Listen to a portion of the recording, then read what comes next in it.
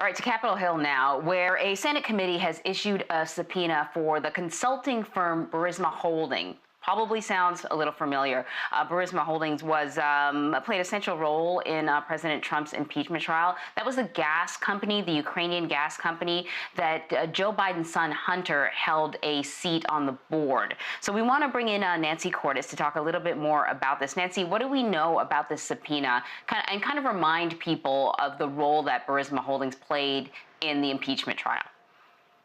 Right. So this is a very controversial subpoena. The Senate Homeland Security Committee was split right down party lines in a very bitter debate yesterday over it before they voted, because what this Republican-led committee wants to do is subpoena a consulting firm for Burisma, Blue Star Strategies, for any information related to Hunter Biden, the son of former Vice President Joe Biden, and his position on the board of this huge Ukrainian energy company, Burisma. What they want to know in particular was whether anyone sort of capitalized off of Hunter Biden's relationship with his father in order to influence U.S. policy in Burisma's favor. And as you'll recall, Burisma was very central in the impeachment investigation, allegations by Republicans that the reason that the vice president at the time, Joe Biden, wanted a prosecutor in Ukraine fired was because he was looking into Burisma, an allegation that was debunked. And yet, Republicans have continued to pursue this investigation. They have been warning for months that they might take this step and try to gather up all of these documents related to Hunter Biden, and they are now making good on that. They say that their investigation is going to heat up over the summer.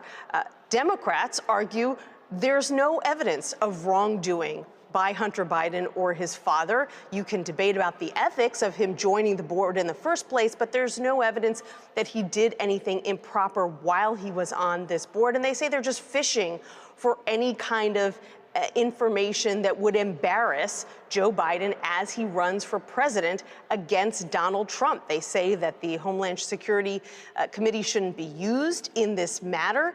In fact, here's a colorful quote from Chuck Schumer on the Senate floor yesterday. He said Senate Republicans want to dive into the deepest muck of right-wing conspiracy to invent scapegoats for the president to use in his re-election campaign.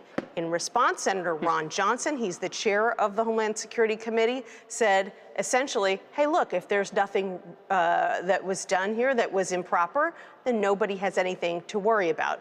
But that's not usually the standard that is used to launch a Senate investigation. Speaking of Senator Johnson, Nancy, Blue Star Strategies sent the senator a letter yesterday saying, quote, at no time have we ever stated or indicated in any way that we would not cooperate. Therefore, we are puzzled, despite our willingness to cooperate, why the committee is proceeding to vote on a subpoena. So what are Republicans saying about that? Right. There's sort of a dispute there, because what Johnson said was, hey, we actually have been trying to get information, documents, an interview with the CEO of this consulting firm for months, and we were being stonewalled until we announced our intention to hold a vote to issue a subpoena, and then suddenly the company said, we've been willing to cooperate all along. We're hearing one thing from Senate Republicans, another thing from this consulting firm. It is possible that this firm sort of thought that amidst this coronavirus crisis, that all of this would just sort of go away, and that the focus of the Senate would go elsewhere. It's true that this investigation did kind of lie dormant for a couple of months, but now, obviously, as we head into the summer, Republicans are charging it back up again. And so is that what Republicans are saying? Because, you brought up the pandemic, and you can't help but to think this country's, got a lot going on right now. Is this really the right time to be issuing the subpoena? Are Republicans saying, hey, listen, we've been working on this for months, and it just so happens that they're willing to cooperate now, and so the timing is the timing? Right. I mean, Democrats argue this is no time for a fishing expedition, that the Senate has a lot more important things to do, that the Homeland Security Committee has a lot more important things to do.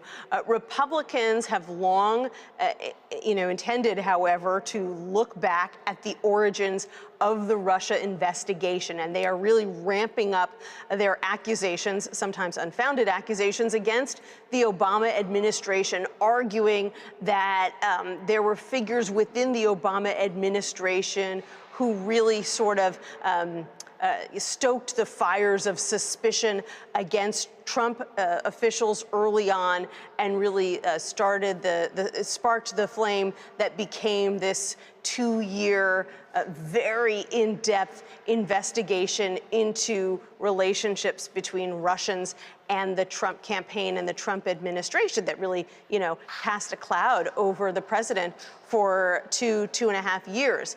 Republicans want to look at the origins of that investigation. And frankly, one of the things they're looking for is any evidence that Vice President Biden might have been involved with that. For instance, they want to know who leaked the transcript of a conversation between Michael Flynn, who was, the short-lived national security advisor for President Trump before he was fired, who leaked the transcript of his conversation with a top Russian official to the Washington Post. They're basically looking for evidence that someone, either Vice President Biden himself or someone tied to him may have done something improper, and that's something that has long been very important to President Trump and to his allies.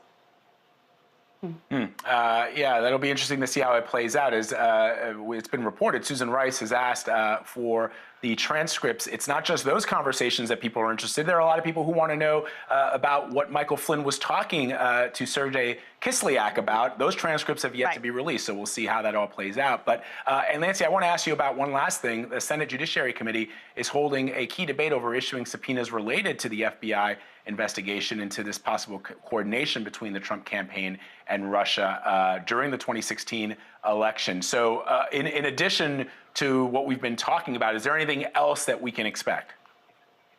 Yes, because Lindsey Graham, who is the chair of the Senate Judiciary Committee, has made it clear that he is going to look very deeply into the origins of the Russia probe as well. His committee oversees DOJ, and so that would be within his purview. And he says, he's very interested in who said what that led to the creation of a special counsel.